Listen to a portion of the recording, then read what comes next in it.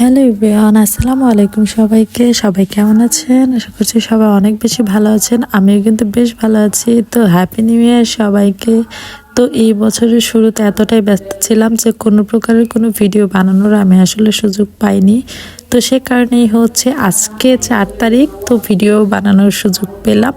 যদিও ভিডিওগুলো আমি হচ্ছে একদম 31st নাইটে বানিয়েছিলাম, বাট আপলোডের সুযোগ হয়নি। তাই আজকে হচ্ছে নতুন বছরে এসেই হচ্ছে আপনাদের সাথে ব্লগটা শেয়ার করছি। আশা করছি আজকের এই ছোট্ট ব্লগটি আপনাদের সবার কাছে অনেক বেশি ভালো লাগবে। ব্লগের শুরুতেই কিন্তু দেখতে পাচ্ছেন আপনাদের নাফিসা ভীষণ খুশি ছিল, আর সবকিছু কিন্তু সে নিজে হাতেই করেছিল। যেহেতু হচ্ছে আমার হাজবেন্ড তখন হচ্ছে আমরা দুজনে বাড়িতে ছিলাম, আর যেহেতু এখন আবার আমার পরীক্ষা, আবার নিউ ইয়ারের শুরুতেই কিন্তু ওর জবের টাইমও শুরু হয়ে গিয়েছে, অফ ছিল না। তো সে কারণে হচ্ছে একদম 1 তারিখেই আমরা হচ্ছে ঢাকা চলে এসেছি। আর অনেক বেশি মন খারাপও লাগছিল। বাড়ির সবাই বলছিল আজকে তো 1 তারিখ, তোমরা হচ্ছে একটু থেকে গেলেই পারতে, বাট দুজনেরই যেহেতু আসলে সময় ছিল না, সে কারণে আর কি পরবর্তীতে আর থাকা হয়নি। তো এই ভিডিওগুলো দেখে সেদিনের কথা অনেক বেশি মনে পড়ে যাচ্ছে। আমরা দুইজন খুব মজা করে এখানে হচ্ছে খাবার দাবার শেষ করে কেকটা এনজয় করছিলাম। ও হ্যাঁ, এই কেকটা দেখতে হয়তো খুব একটা সুন্দর লাগছে না, বাট খেতে অনেক বেশি ইয়ামি ছিল। আর এটা কিন্তু আমি নিজেই বানিয়েছিলাম। আর এটা হচ্ছে একটা অরেঞ্জ ফ্লেভারের কেক বানিয়েছিলাম। দেখা যায় নর্মালি আমি হচ্ছে মালটার যে রস সেটা দিয়ে আর কি এই কেকটা বানানো হয়, বাট এইবার কমলা দিয়ে বানিয়েছিলাম। আর এটা প্রসেসিং সম্বন্ধে অনেকেই হচ্ছে জানতে চেয়েছিলেন। আমি হচ্ছে পরবর্তী কোনো ভিডিওতে ডিটেইলে শেয়ার করব।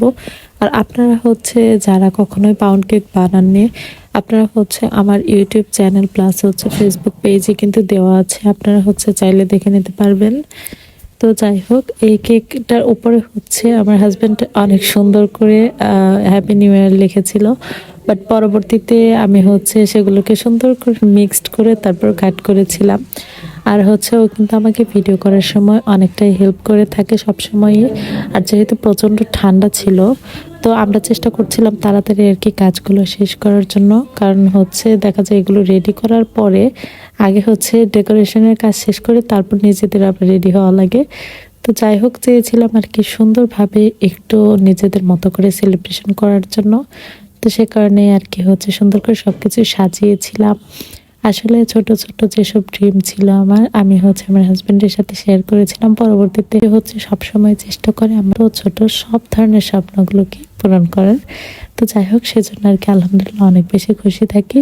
তো আমি কিন্তু হচ্ছে টাঙ্গাইলও গিয়েছিলাম। আর এটা হচ্ছে টাঙ্গাইলের অনেক সুন্দর একটা রেস্টুরেন্ট, এটা হচ্ছে নতুন হয়েছে। তো ও হচ্ছে